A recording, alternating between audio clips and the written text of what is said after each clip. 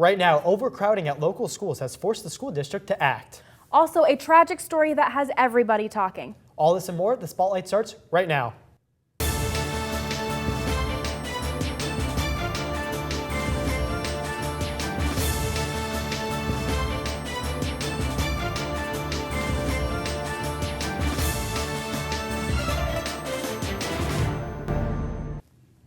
Hello everyone, and thank you for stepping into the Spotlight. I'm Gabrielle Dorisami. And I'm Matthew Hall. Overcrowding at Polk County schools has become a serious issue. The school district plans to spend $59 million to build 2 new schools over the next 5 years. The first new school will be located in the Four Corners area and have room for 700 elementary and 350 6th through 8th grade students. This will provide relief on Loftman Oaks Elementary, which has 300 more students than can fit into the permanent buildings and requires the use of 21 portables. The district also hopes to add a 900 student elementary school in Davenport to help alleviate Alta Vista, Eastside, and Horizons elementary schools. The district will pay for both schools with county impact fees and has not acquired land for either proposed school. The new schools are vital in the fast-growing northeastern section of Polk County. There's only one elementary school currently in Northeast Polk, and it's a charter school that doesn't have to accept all the applicants in its area. Many of the students who live in this area have to commute 45 minutes by bus to Loftman Oaks. Eastside Elementary's cafeteria is so small that they cannot hold any programs or meetings in it, and they must run a lunch period from 10:18 a.m. till 1:13 p.m. District officials are working on ways to help alleviate some of the overcrowding until the new schools are built. Joining us now with the discussion are Miriam Woodward and Brittany Nuffy. Girls, this is a big problem. That's a lot of students to hold in 2 small schools. Absolutely. I wonder when the time frame is if they're wanting to expand, and where are they going to get this in the budget, because I know budget's been a huge thing lately of where are they getting the money and where are they going to, what programs are they going to cut. So have you been affected at all by too small of a school growing up? No, I don't think I have. We did have really longer lunch hours, and I guess they'd have to definitely pay the lunch people more for being there from 11 almost to 1 p.m. But my school was a pretty small school in general, though, here in Lakeland. Okay. It's interesting because bring it back here, because I know a lot of students complain sometimes how we have very short hours in our cafeteria. Yeah. So I guess one side of it is, yes, it'd be more convenient for students to go in there maybe a little bit later for breakfast, but at the same time, we have to consider where is that going to raise tuition if we were to expand our lunch hours too. Mm-hmm.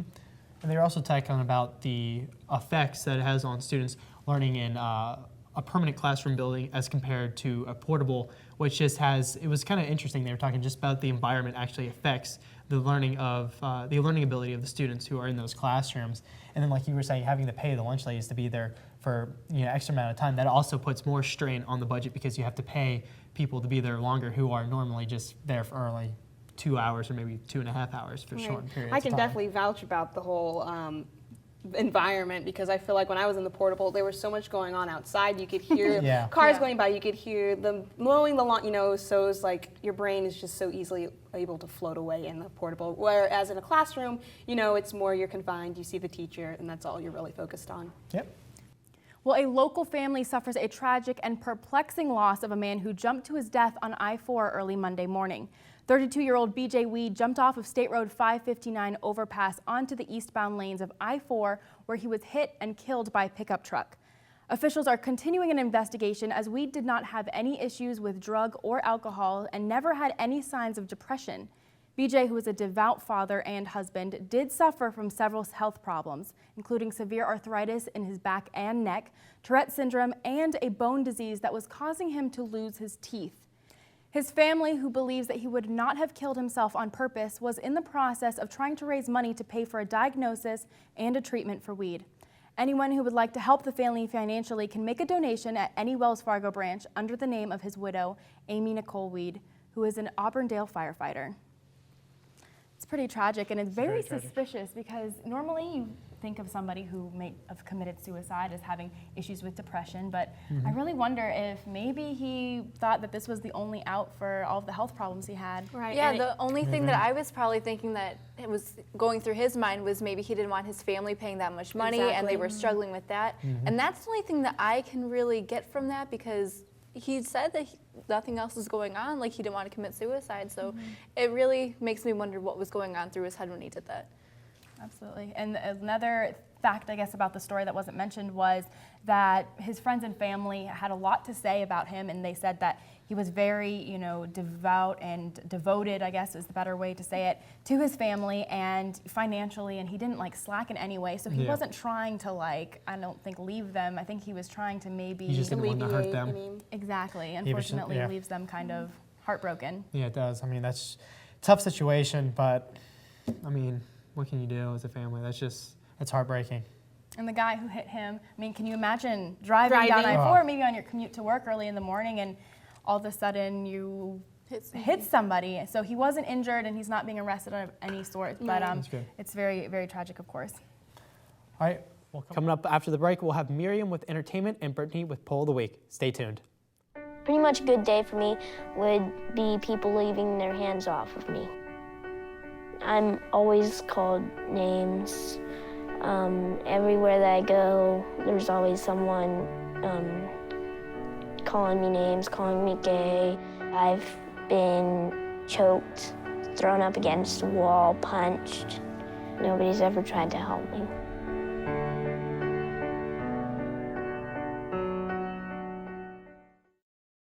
Can you help me with this? My new dad teaches me all kinds of stuff. Sure. He helps me with homework. That would be 3.6795. Thanks. Yep. He helps me with my decision making. I wouldn't use this one. Ever. And he's even teaching me how to drive. And that's why cars have bumpers. I'm learning so much. You don't have to be perfect to be a perfect parent. Thousands of kids in foster care will take you just as you are. Hey everybody! Heart disease affects 1 in every 3 women in America, but you can fight back. There's no time to lose. Mothers, sisters, daughters, families, and friends, it's time to shout louder, stand stronger, and demand change. Let's go! To the Batmobile. Dang it. To the invisible jet! Dang it. Together, we can put an end to heart disease. It's time to go red for women. I could use your help. Yeah! Learn more from the American Heart Association at www.goredforwomen.org. Welcome back to the Spotlight. Well, we are living in an age where do-it-yourself projects are more popular than ever. Miriam Woodard joins us now to show us how to get crafty. Whether you enjoy clothing, some artistic painting, jewelry, or even some yummy food, the 25th Annual Buckler Craft Fair invited people of all interests to come out and sightsee. Okay, Buckler Promotions, Inc. is a craft fair promoter. We're only in the state of Florida, and we promote craft fairs all throughout the state. We rent civic centers, fairgrounds, we go to shopping centers, and we coordinate all the shows. This show not only allows patrons to come and browse, but it allows the artists to come and showcase their crafts. Well, our name is Our Burnt Offerings, and we produce artwork. There's a Christian theme and a sports theme. The tree scenes are our most important and most popular. We do the American flags. That's all palette art. It's all upcycled palette art. Another business showed their passion for art through creativity and tasty treats. The name of the company is Worthy Cakes, and my daughter's been baking for about 5 years or so. But the cake in the jar concept is about 2 years old. It's kind of like a family recipe type thing as far as the cakes, but we've been doing cake in the jar for a little bit. The wide variety of items at the Buckler Craft Fair attract many people, whether it's just for shopping or having a good time. Reporting for Southeastern University's The Spotlight News, I'm Miriam Woodard. Awesome. That was it looked really like so cool. much fun. It was a fun event just to cover in general. My favorite would have had to been the Jakes. The cake in the jars were delicious, really and good. she had them in red velvet, which is the one I tried and bought. She had red velvet, carrot cake, and then she also just had chocolate cake. But it was also cool to see how she was a young girl. She was around our age, but she was already out and about doing something she loved and had a passion for. That's awesome. Wow. What were some of the other things you saw there that caught your eye? There was a lot of soaps actually, and the soaps were really cool because it was just, some of them had different, one soap had a sponge that was inserted into the soap, and so you would use it, and as you use it, you would eventually, as the soap dissolved, the sponge would be there. So it's like you got two things in one. And it was just a lot of other creative things like paintings with scriptures on them, and that was the lady from Our Burnt Offerings who basically did it in order to spark other people's or non-believers' interest in Christ. Wow. So they would say, oh, what's that? So it was just amazing how creative they would get with just some simple things that we already have. Right. But it's like they put a whole nother twist on it, so it was great. I wonder if I had something, and I don't, but if somebody our age, I guess, was interested in like having a booth, are they able to, I guess, get involved with that? Yes, the lady Linda Provost, who was over, she was the office manager and also the show coordinator. She has all of guidelines for it, and they pick and they see some of your stuff, and through that they pick you in order to participate in their next show. That's cool. That is really cool. Well, next time we're gonna have to buy some soap, so when Matt just messes up the script, we can just stick it in his mouth. I really want the Jakes. The Jakes were You should have brought some They of those were back. divine. That would have been really nice. Well, now it's time for Poll of the Week with Brittany Duffy. A heart-wrenching story hit the Polk County headlines when 15-year-old Shania Hammonds was diagnosed with cancer. Her fellow classmates knew that the one thing she wanted before she died was her very own special prom, and that's what she got. I went around Southeastern University's campus to see what people wanted if they knew that they were going to die in the next few days. I would go to Denmark with my mom. I would just reach out to everyone around me, like all my friends and stuff, and let them know that I love them, and try and see if I could change anyone, and not change anyone, but like help anyone out, and give away everything that I have, because I'm not going to need it, so yeah. The thing I would do is I'd sell everything I own and give away everything to a family who had a single mother so that they could provide for themselves better. Honestly, I'm a huge Selena Gomez fan. I would go and hunt her down, give her a hug, tell her she's amazing, and to never give up. That's what I would do. I would get married, spend time with family, and just chill at the beach and travel. Probably make a bucket list of some of the most extreme stuff I could do that would probably be leaving me close to death. Then go out to the community, spend time with them, help as many people as I can, knowing that my time is running low and me making an impact on Earth is coming to. Like Shania Hammond's dream to go to prom, many Southeastern students wanted to go home to see their families. Others wanted to do something very extravagant. As cliche as it may sound, don't take life for granted. Reporting for the Spotlight News, I'm Brittany Duffy. Well, when asked, the SU interviewed population gave a variety of different answers. So I chose the top 3 answers and polled the rest of the students. 55% of people said they would go home to see their family one last time, while 35% of people would go and get a thrill of an exciting extreme event, and the last 10% would give back to the community for one last time. So I heard all these people and what they wanted to do before they died. What would you guys do if you knew you could die, or you were going to die a week from today? That's a tough one, and I'm definitely a family person, but I feel like I would split it in half. Half of it would be, with my family. The other half, I'd go bungee jumping. I would, try to get a scuba diving license. I would go to every Disney park known to man, just because I'd want the excitement, and then be with my family as, oh man, this is actually gonna happen. I mean, I would probably be with that 35% and try to go do some thrilling, exciting, adventurous. I feel like, Matt, you would probably accidentally cut it short by doing something actually crazy. There's that potential, but yeah, I would definitely do something absolutely crazy, and I don't even know. That one's tough to think of exactly. I feel like I'd follow my one true passion in life and move out and find the Jonas Brothers somewhere. What would you do? Oh, you can't put me on the spot. I just asked the questions. I would probably spend half of it with my family, half of it with my friends, and do everything I probably want to do in my life, travel everywhere, because I love going to like beaches and stuff. So I'd probably go to Bora Bora, because that's the #1 spot I've been wanting to go to, and just live it up how I wanted to. That's about it. Well, thankfully we don't have to be in that position just yet. Yes. So next we have sports coming to you right after the break. Stick around.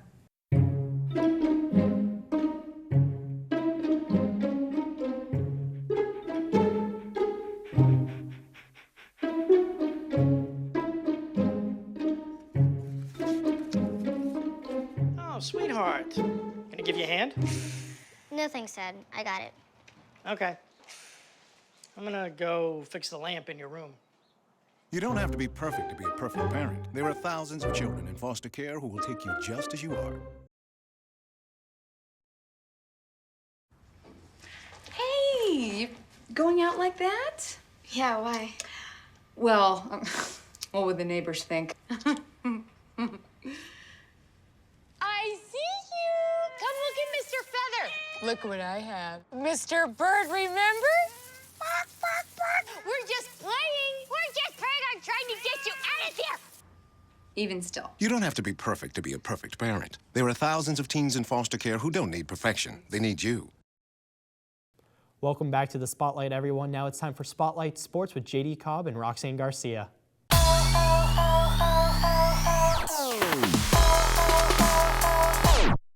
Hello and welcome to Spotlight Sports. I'm JD Cobb. And I'm Roxanne Garcia. Roxanne and I had the opportunity to talk to Chris Richard, who is a former member of the Florida Gators men's basketball team when they won back-to-back championships in 2007 and 2008. Chris went on to play a couple of seasons in the NBA before retiring from the game of basketball. It was never the sport of basketball that drove him to do what he loves to do now, but it's his heart for the youth that led him to start an organization called the Rich Kids Project.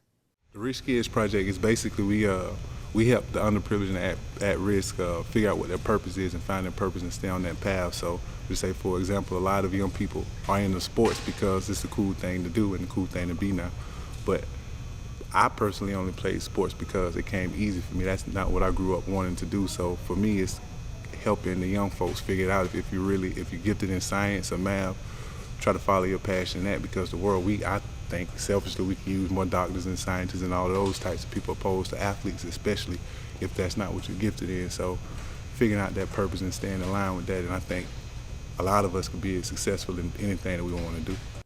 Chris Richard has also invested his time into a superstar in the making, Southeastern's very own Dwayne Johnson, or better known as T.O. Johnson told Spotlight Sports how much of an influence he has had on him as a player and as a man. Consistency is what T.O. likes about Richard. Richard has been someone he could always go to and get the real Chris Richard without him being the stereotypical NBA player. I got to know Chris actually playing basketball, coming to Southeastern, and I don't know, just being around Coach Eddie. So, you know, Chris is one of Coach Eddie's old players, and me and Chris became good friends, and he's been a huge influence on my life just because of the way he carried himself and things like that, in that nature. Him playing basketball, him playing in the place where I'm trying to get, and he give me so much kind of like, you know, background information on it, just advice, and that I could use to go into the next level. What amazes me is how a man like Chris Richard, who was Florida's Mr. Basketball, then helped win back-to-back NCAA championships for the Gators, to finish his career playing for the Chicago Bulls can be such a humble man. Well, from Spotlight Sports, we want to wish you the best of luck and only hope for the rest of your organization grows from here. Now, that's all the time we have for sports. I'm JD Cobb. And I'm Roxanne Garcia. Back to you. Thank you, guys. While many students have noticed that parking spots around campus are now filled with tractors instead of trucks and construction equipment instead of Camrys. Construction on campus is officially in full swing, and I hit the pavement to bring you the latest.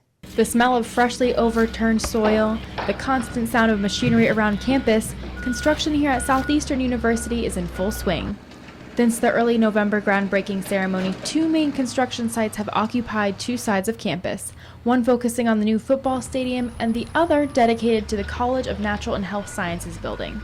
Vice President of Student Development Chris Owens tells Spotlight News that faculty is very pleased with the speed of construction. We picked the right contractor, and they've never been late, never been over budget on a project like this, and so they're literally probably ahead of schedule right now. Although faculty is satisfied with the progress, some students are more eager than others for the construction to be completed. They need to rush with their construction. They need to hurry up. Like, this should be done already. So. Get cracking. Yes. This week, contractors have begun pouring concrete and setting bleachers into position, and by the spring semester, the stadium walls are expected to be completed. I'm so happy that the bleachers are starting to go up. It's been a slow process, but I'm starting to see a lot of progress, like fast at one time. Faculty also tell us that they now have the necessary permits in hand to officially begin the construction of the College of Natural and Health Sciences building. No matter what obstacles construction may bring, security on campus is more than prepared. I know what to expect, and we take care of business. Reporting for your Spotlight News, Gabrielle Dorazami. Well, now joining us to discuss the topic is Nicole Tillotson. Hi. Hello, how are you? I'm doing well. So, Guys, parking on campus is obviously on everyone's minds because of all the construction. Very big So, issue. have you guys felt that there's been a need for parking? Yes. Yes. Definitely living over there where the construction is. It does wake us up at 7 in the morning, and it limits our parking. But as long as we get a football stadium out of it, I guess it's a sacrifice that we're willing to make. From a commuter standpoint, especially sometimes when you're carrying a lot of stuff to and from, it's very inconvenient to have to like roll things through the dirt and all the way up just to get there. And then in most cases, it's to drop something off and then come back. And so I feel like maybe even commuter parking is having a very big downfall with all this parking cuts. And I mean, there's been several times where I've gone out midday, I come back probably an hour, maybe 2 hours later, and I drive around for 15 minutes looking for a space. I mean, I drive by Destina over by the Sportsplex, I go across the street, I'm over by South Point, down by Bow. I mean, I drive all over campus looking for a space and there's nothing available. Well, I asked Chris Owen about that because a lot of people are talking about it, and he said, we don't have a problem with parking because we actually have enough spots even on our busiest days, but we might have a problem with walking. So that is their response. That may be very true, but especially when I used to be on campus, I would come back late at night because I'd have work. Yeah. And right. As a female, I wouldn't feel comfortable walking all the way from, the pool by myself in the dark all the way to Bethany, which is more closer to the middle. It is definitely something to consider. So that's what's going on with construction. Bittersweet. Well, coming up next, antique cars, fur coats, vintage records, and wedding dresses all under one roof. Sounds too good to be true. Nicole Tillotson joins us with Community Spotlight. You don't want to miss this. Hi guys, I'm Nicole Tilton, your community reporter for Spotlight News, and today we're at the 360 Unlimited Thrift Shop. Originally opened in 2009 as a place to store trinkets and antiques, 360 Unlimited is known as one of the most unique stores in Lakeland. From housing an old Volkswagen car to vintage clothes, the shop gets just as many passerbys as well as shoppers. The modernized antique shop gives off multiple vibes as one follows the store's path from futuristic to Hollywood to even Western. Owner Kristen Lamar says she handpicks all of the items from her shop. I just get in my car and I just go different places and estate sales, auctions. I always just like really unusual things, and if I want to find them, I have to have a way to move them. Her soon-to-be son-in-law Marcus Ali, who also works at the family shop, says this is only just a hobby for her. It's like her side hobby. She works full-time at the Lakeland Regional Medical Center, and she just, likes to collect things and give them back to people. The unique thing about the store is that everything in here she picked out herself, so she has a feeling of what people like and what people want to wear or collect, and that's a pretty cool thing because it's not her full-time thing, it's just her side. Kristen even says she has big plans for the shop's future, including costume rentals and furniture. Overall, Marcus sums up the shop's entirety in just a few words. There's something in here for everybody, for sure. I'm Nicole Tilton, your community reporter for Spotlight News. So guys, how cool was that? It was really cool. Really so cool. Like, I consider myself an old soul, personally. So all of the records and the Polaroids and like the vintage clothes, I was just like, yes, this is my place. What about you guys?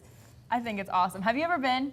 I have not. I went in once, but it was really quick. But I did see the car that's like right. It greets you in the beginning. You're like, whoa. What's the rest of the store gonna look like? Yeah, it's so cool. That car. She actually was saying, the owner of the shop said that it used to be her father's car, so it was in her family. So like, how do you get a car in a shop though? Let's be real. How does she collect all this stuff? Like, what's the story there? She actually goes to estate sales and garage sales and handpicks everything herself. Wow. So when she started the shop, she actually went for a whole year and picked stuff out to fill the shop up for a whole year. That really is cool. quite a hobby. Full-time job for sure.